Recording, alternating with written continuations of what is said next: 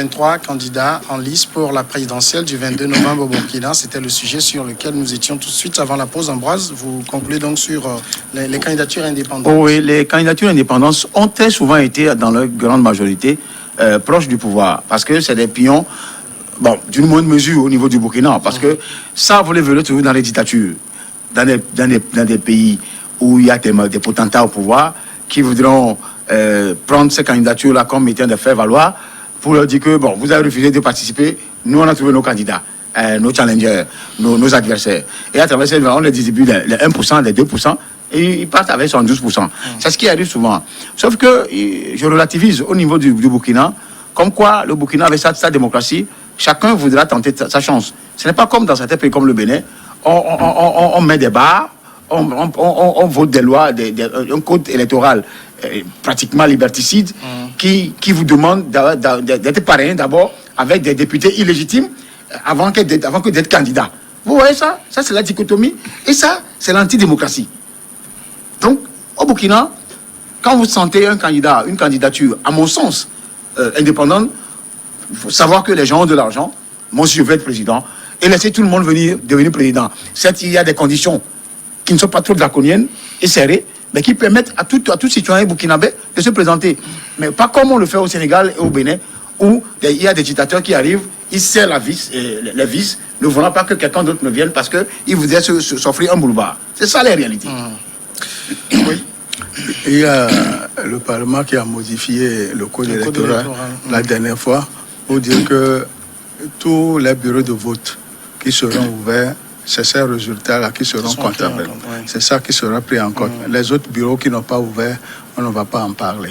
Déjà, c'est une bonne chose où il n'y aura pas de tricherie. Ça dit là aussi, c'est une manière pour eux d'anticiper, sachant qu'on est dans une situation sécuritaire où il y a des bureaux de vote qui ne pourraient pas ouvrir. Voilà, c'est ça.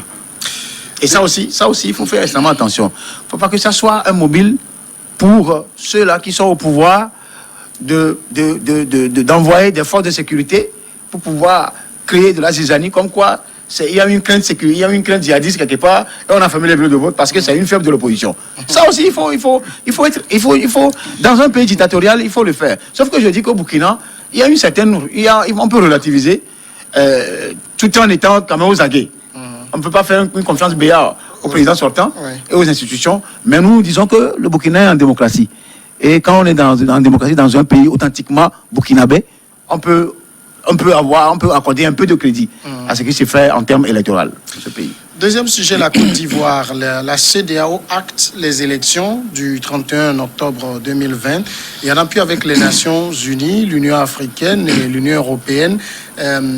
Elle essaiera de voir ce qui peut être rattrapé d'ici le 31 octobre 2020. Dans ce sens, au niveau de l'organisation, en vue de prendre en compte la participation des 4 candidats retenus et de garantir les conditions de transparence et de crédibilité de cette élection, malgré les griefs de l'opposition. C'est ainsi qu'une mission conjointe CEDEAO, Union africaine, Nations unies, de diplomatie préventive séjournera du 4 au 6 octobre 2020 à Abidjan, en Côte d'Ivoire, dans le cadre de l'élection présidentielle. Mais ça, d'anglais, mission de diplomatie préventive, c'est-à-dire que au niveau de la CEDEAO, de l'Union africaine, des Nations unies, on sait que la tension est chaude et tout ce qu'on fait, c'est d'envoyer une mission. Pourquoi ? Oui, la situation en Côte d'Ivoire est très préoccupante, en ce sens que les opposants en face disent que le président en exercice n'a plus droit de se présenter à l'élection présidentielle. Le camp présidentiel dit « Nous avons retouché la Constitution et elle me permet de me représenter même 2 fois ». C'est là où les choses ont commencé par dégénérer. Il y a le maître d'Ibokro, M. Bédier, qui a resserré l'opposition autour de lui et qui mène la vie dure au parti au pouvoir. Et la situation était très préoccupante à tel point qu'il y a eu des fois des heures dans certaines localités du pays. Mais le président ainsi dit l'élection aura bel et bien lieu. Si la CEDEAO, l'Union africaine, les Nations unies sont en Côte d'Ivoire, c'est pour justement discuter avec les parties prenantes et avoir une issue qui satisfassent les deux parties. On ne peut pas commencer avec une guerre pour en finir avec une guerre. La Côte d'Ivoire vient de terminer une guerre il y a 10 ans et on ne peut plus avoir une autre guerre. Moi, j'apprécie cette sortie de cette mission en ce sens qu'elle est la bienvenue et il appartient désormais au parti au pouvoir de prendre ses responsabilités pour comprendre les partenaires d'en face parce que les conditions qu'il pose, la refonte de la CENI, la liste électorale, tout ça, il faut que le mécanisme électoral soit revu avec leur participation active. Ce qui veut dire qu'ils veulent une élection inclusive pour leur pays. Et c'est leur droit le plus absolu. Est-ce que ce genre de mission, Basile Agbo, est, j'allais dire, peut augurer de quelque chose de positif pour un retour, en tout cas, à l'accalmie? Non, tel que moi je vois la mission qu'on est en train de mener, je me dis que est-ce qu'elle n'est pas venue faire le médecin après la mort? Parce qu'elle aurait dû au préalable commencer ces médiations pour éviter de mettre le pays dans la situation dans laquelle il se trouve actuellement. On a tout fait pour écarter les grosses pointures avec des arguments fallacieux. Et après, qu'on s'assoit maintenant, qu'on dise voilà, il y a ces candidats-là qui sont retenus.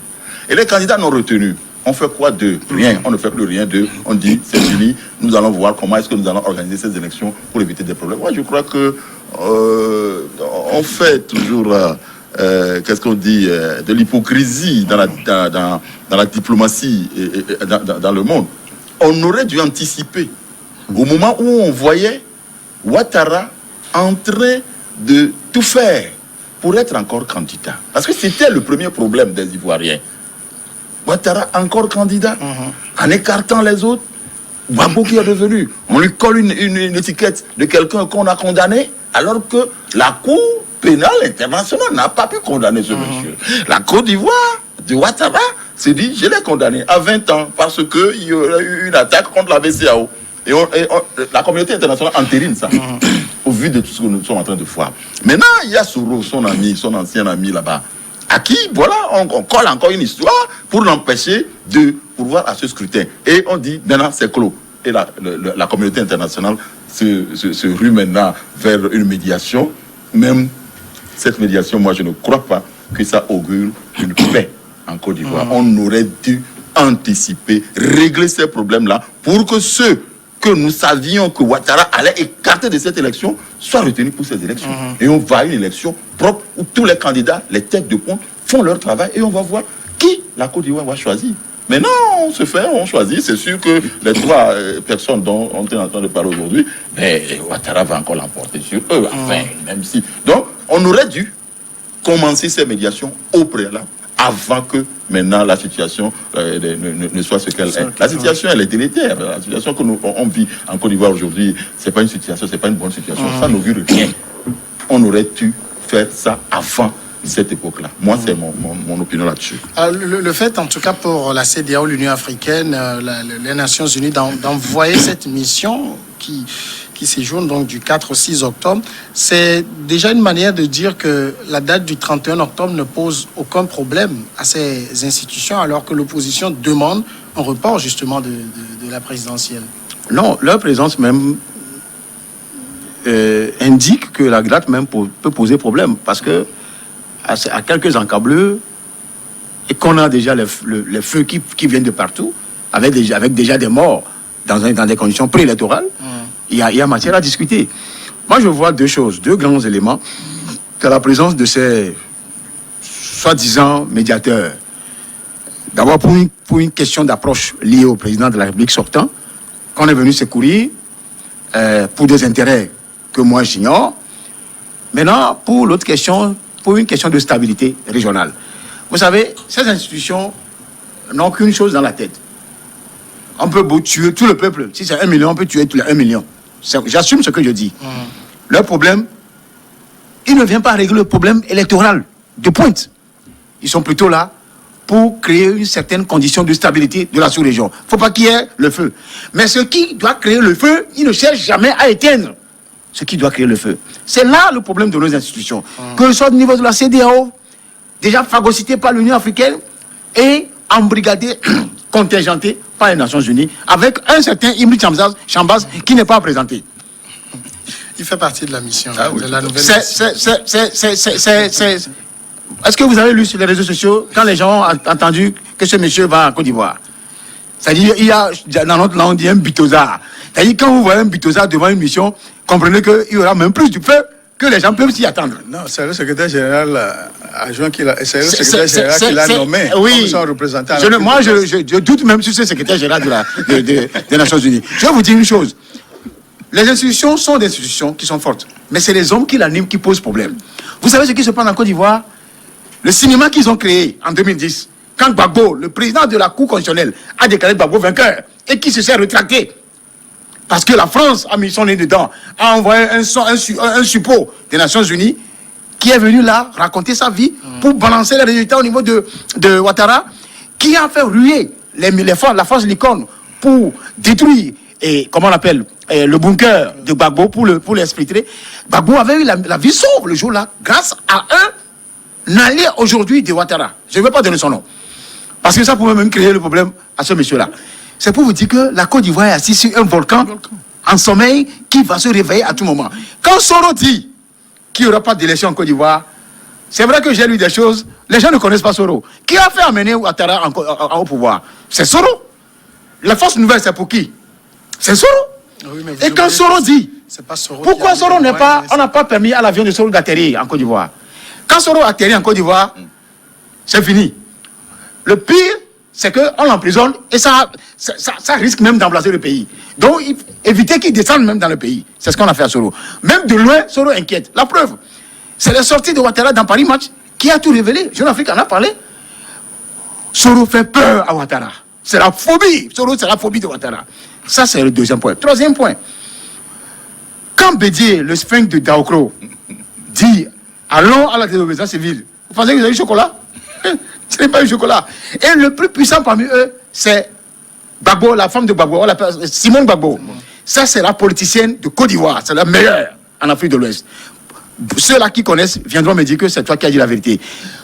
Simone dit il n'y aura pas d'élection en Côte d'Ivoire tant que Ouattara réchigne à se présenter. Tout ce que Gbagbo a fait comme politique, Gbagbo c'est un géographe, c'est Simone qui conduisait tout en Sourdine. C'est tout comme pas du genre Soglo et sa femme là-bas, non. Ici, celle qui a dirigé la Côte d'Ivoire pendant 10 ans et 11 ans, c'est Simone Gbagbo. Donc aujourd'hui, le seul problème, la seule grosse pierre dans les chaussures, laissez le sphinx de Daokro, laissez Gbagbo et autres, c'est Soro. Ouattara, c'est ça. Et je demanderai à ceux-là qui sont allés dans cette mission d'oublier ces histoires de stabilité de la sous-région. Les gens s'en foutent. Ils n'ont qu'à penser au peuple ivoirien d'abord. Parce que quand le peuple ivoirien va se réveiller, c'est toute la Côte d'Ivoire, le Togo, la Guinée, qui vont s'enflammer. La preuve, c'est que la Guinée aussi est sur le même volcan. La mission qui va en Côte d'Ivoire prévoit rencontrer en tout cas les membres les ministères du gouvernement qui interviennent dans l'organisation de l'élection, les 4 candidats à la présidentielle. Peut-être que cette mission réussira à obtenir d'eux, je ne sais pas, non, pas forcément un report, mais l'inclusivité. Il y a un nom qui est donné, c'est du genre que chacun accepte le verdict des urnes, puisque il faut sauver la paix dans la sous-région. L'idée, c'est de sauver la paix dans la sous-région. Pour le moment, le camp de Bédier n'a pas accepté aller aux élections, puisqu'il parle de désobéissance civile. On ne sait pas si, après le départ de la mission, la désobéissance civile va rentrer en jeu. Et si elle est décrétée, obligatoirement, l'élection ne peut jamais avoir lieu.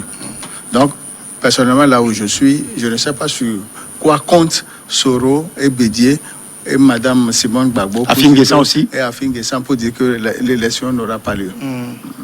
Mais eux persistent. Mais là, finalement, qu'est-ce que cette mission doit réussir à arracher des candidats? C'est de les convaincre à aller aux élections et pour avoir un document signé que le verdict des urnes sera respecté. C'est ça. Non, mais c'est une folie. C'est même une histoire que moi je vois, c'est une nébuleuse qui est en train de se préparer. les gens ne sont pas pour une élection exclusive. Est-ce que je suis en train de tenir le bon mot? Ce qu'on a exclu de ces élections, c'est des grosses pointures. Et c'est des gens qui ne peuvent pas aujourd'hui permettre à ce qu'il y ait une stabilité sans eux. C'est des gens qui tiennent des personnes avec eux. Ils ont des militants, ils ont des supports avec eux. Et la Côte d'Ivoire est en train de s'embraser parce qu'on veut aller à ces élections-là sans ces personnes-là. C'est là le nœud du problème, c'est ça. Ce n'est pas que les quatre là viendront dire nous irons à ces élections apaisées. Non, ce n'est pas ça le problème. Ce n'est pas ça le problème. Les conditions dans lesquelles les élections veulent être organisées, c'est ça le problème. Donc, si la mission veut réussir, la mission doit pouvoir faire accepter à ceux qui sont maintenant acceptés que nous devons revoir les dossiers de tous ceux qui voulaient se présenter à ces élections. Ça veut dire que mais pourquoi on veut empêcher Gbagbo, on veut empêcher Soro, on veut empêcher telle personne d'aller aux élections? Il faut que ça soit clair. Et nous avons suivi sur le plan international que rien ne permettait de refuser la candidature de Soro, rien ne permettait de refuser la candidature de Gbagbo. Qu'on nous le prouve, quelqu'un que la Cour pénale internationale n'a pas pu condamner. La Côte d'Ivoire, pays, condamne et affirme des histoires qu'on a fait quelque chose à la BCA. C'est des histoires.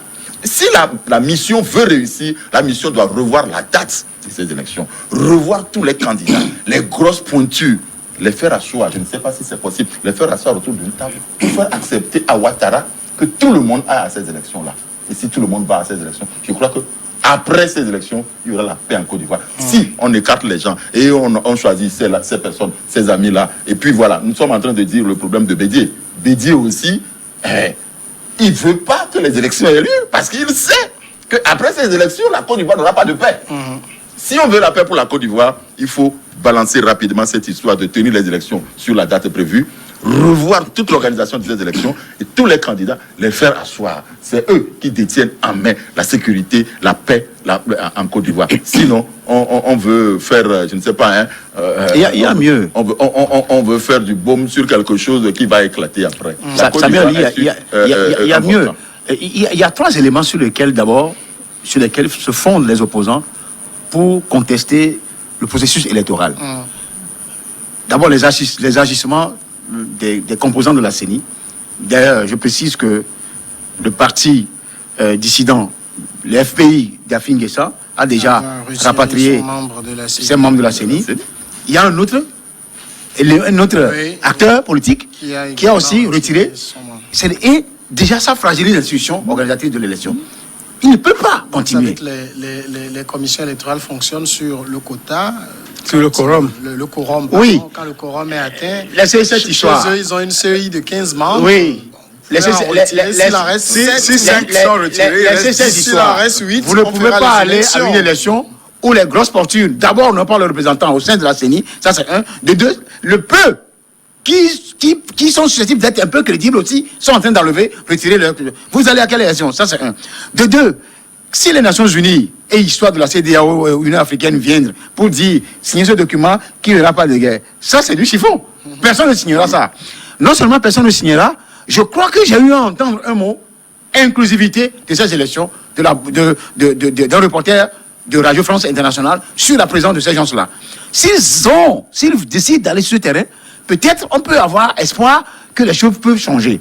Maintenant, refondre la CEI, la Cour constitutionnelle même qui est étiquetée, qui est doitée d'être partiale vis-à-vis de président sortant, Alassane Ouattara.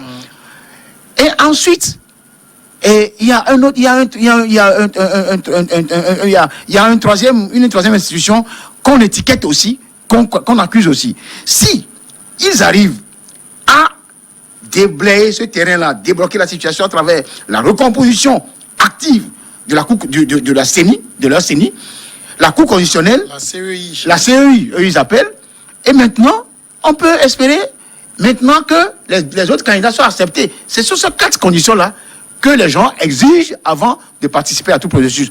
En dehors de ça, ils le disent clairement, qu'il n'y aura pas d'élection en Côte d'Ivoire. Et quand ce ne sont pas les microbes qu'on va faire sortir, mais il y en a des gros microbes. Quand ces gros micros vont sortir, ça voudra dire que les armes ne sont pas une inclusivité du camp d'Alassane Ouattara. Quand ils ont refondu l'armée, les forces nouvelles sont rentrées dans l'armée. Est-ce que Ouattara sait qui est qui dans cette armée? Et quand ça va commencer par péter, Soro va donner des indications. C'est fini. Ouattara sait ça. C'est pourquoi il a eu une haine viscérale contre... Et ce n'est pas moi qui le dis. C'est les médias étrangers qui ont été interrogés, le Paris Match, qui ont vu Paris Match interroger Ouattara, qui l'ont dit que Ouattara vaut une haine contre Soro. Pourquoi? Soro est serré parce qu'il sait qu'il ne peut pas aller. Quand il va aller, il va tomber dedans. C'est clair. J'écoutais le président Alassane Ouattara sur une radio il y a quelques jours qui disait qu'il faut que les opposants arrêtent de faire peur aux Ivoiriens. Finalement, est-ce qu'on n'est pas dans ce schéma qui a peur d'une opposition qui est là, brandit le spectre de violence, de guerre et tout, pour faire peur aux Ivoiriens qui ne demandent qu'à aller choisir leurs dirigeants le 31 octobre. Vous ne devez pas oublier que les pro-Gbagbo sont nombreux. Et ils ont ils ont le vent en poupe parce que dans diverses localités de la Côte d'Ivoire, il y a beaucoup qui ont dit non à la troisième candidature d'Alassane. Les chefs traditionnels. Certains chefs traditionnels aussi. Quand il dit de ne pas faire quand il demande à l'opposition de ne pas faire peur à la population, lui-même sait ce qu'il est en train de dire et il sait ce qu'il est en train de voir. Parce que le sondage du nord au sud, d'est à l'ouest, il a ça sur son bureau. C'est sa vie de renseignement travail. Et il sait de quoi il parle.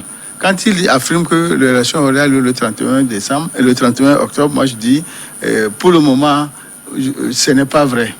Pour le moment, ce n'est pas vrai. Parce que il suffit que l'appel de désobéissance civile soit lancé et on verra si c'est une Côte d'Ivoire morte ou quoi. C'est ça qui va déterminer la suite des élections. Et je suis sûr que la position de son Premier ministre et celle de Ouattara ne donne pas bon augure pour des échanges qui puissent amener l'opposition à accepter de participer à cette élection. Finalement, qui est plus, j'allais dire, plus crédible que l'autre? L'opposition est dans la menace, le pouvoir est dans l'assurance, dit ces élections vont se tenir dans la paix. Le pouvoir a tous les leviers pour que les élections se tiennent. Il y a une seule condition, je vais juste parler avant que Basile ne parle. Oui. Il y a un seul élément qui donne réponse à ta question. La Cour africaine des droits de l'homme, dans tout ce cinéma, dans tout ce scénario, a donné raison. Pas que la Côte d'Ivoire a retiré sa déclaration. Non, laisse ça. Ça, c'est une question institutionnelle. Non. Ça, c'est une fuite en avant. C'est une question institutionnelle. C'est eux-mêmes qui ont... C'est une cour régionale que vous-même vous avez instaurée. Autant respecter ça. Laisse le bénir à la Côte d'Ivoire. Ils vont revenir. C'est pour vous dire qu'en réalité, quand la Cour constitutionnelle, la Cour africaine des droits de l'homme, déroule tapis rouge sur des faits et sur des bases juridiques à Gbagbo et à Soro, tu as la réponse. Basile? Oui, de toutes les façons, c'est premièrement l'affirmation selon laquelle Ouattara demande donc à ces grosses pointures, je continue par les appeler de cette façon, de ne pas faire peur aux Ivoiriens. Mais qui fait peur aux Ivoiriens? Mais personne ne fait peur aux Ivoiriens. C'est plutôt les Ivoiriens qui font peur à Ouattara. Regardez ce qui se passe en Côte d'Ivoire. C'est vrai, il a peur. Les gens incendient. Il a eu peur. Les gens sont dans les rues. C'est le peuple ivoirien qui fait peur. Il a peur. Ouattara lui-même. Ouattara a peur. Il ne doit plus. Ouattara a peur. Donc, Ouattara doit comprendre que la Côte d'Ivoire ne peut plus être celle-là qu'il a dirigée pendant tout ce temps-là. À qui il a menti dans un premier temps, je ne vais pas aux élections. C'est un grand menteur. Et après que son ami soit décédé, je reviens à ces élections. Et après, c'est la France qui dit, voilà, j'entérine. Après avoir félicité le fait que on est... Tout ça, là, dans ce méli-mélo, il faut que les dirigeants des institutions internationales comprennent le vrai problème de la Côte d'Ivoire. Le vrai problème de la Côte d'Ivoire, c'est que quelqu'un s'est assis pendant plusieurs années sur une histoire fausse. Il y a eu une guerre. On a amené celui qu'on suspecte d'avoir été donc le cerveau de cette guerre à la Cour pénale internationale. La Cour pénale n'a pas pu condamner ce monsieur. Mais on veut quoi? Ouattara a peur d'aller maintenant parler devant la Cour la Cour pénale internationale. Parce que si Ouattara, si Gbagbo n'est pas fautif, alors qui est fautif? Voilà. Il y a eu des morts à Côte d'Ivoire. Ça, c'est un autre On doit dossier. chercher celui qui est fautif. Fautif. M. Ouattara veut rester là pour ne pas avoir à répondre devant la Cour pénale internationale. Je crois que c'est un problème. Il faut que il faut que les institutions internationales comprennent le vrai problème de la Côte d'Ivoire et le régler. Et non pas faire une affaire. Un saupoudrage là. Et voilà. Il faut que les gens comprennent ce qui se passe en Côte d'Ivoire. Ce n'est pas le fait que 4 personnes vont à ces élections et on veut leur dire allez à ces élections et accepter le résultat. Non. C'est qu'il y a certains qui sont mis dehors alors qu'ils sont de grosses pointures pour ces élections-là. Il faut les ramener, que ce soit inclusif pour qu'on ait à ces élections, que les Ivoiriens décident de celui qui va diriger le pays pendant les années prochaines. Et ce qui se passe en Côte d'Ivoire, c'est le pétrole de la Côte d'Ivoire. C'est Gbagbo qui n'a pas voulu que la France exploite le pétrole ivoirien, mais qui à un moment donné a laissé.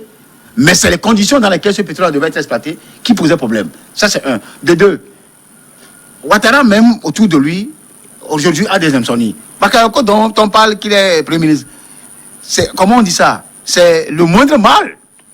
Bakayoko est le moindre mal. Que Ouattara a pris, mais qui le suivait comme du lait sur le feu. Bakayoko, vous pensez que c'est un mélomane dont son nom est cité dans toutes les chansons de la Côte d'Ivoire et de l'Afrique. Bon, ça, vous le suivez? C'est pas un problème. Non, j'en viens à ça. Bon viveur, donc. Non, ce n'est pas divers. Non, j'ai dit bon c'est un viveur. bon viveur. Voilà. Mais il y a des choses qu'on ne peut pas dire ici. Et Ouattara sait ça. Si quelqu'un doit être Premier ministre en Côte d'Ivoire, ce ne serait pas Bakayoko. Bakayoko était à sa place. Sauf que chez nous, on dit Amevo. Il n'y en a plus. Il n'y en a plus. Il y a des masses. Et C'est ce qu'on dit en Kabylie. voilà, il y a des masses.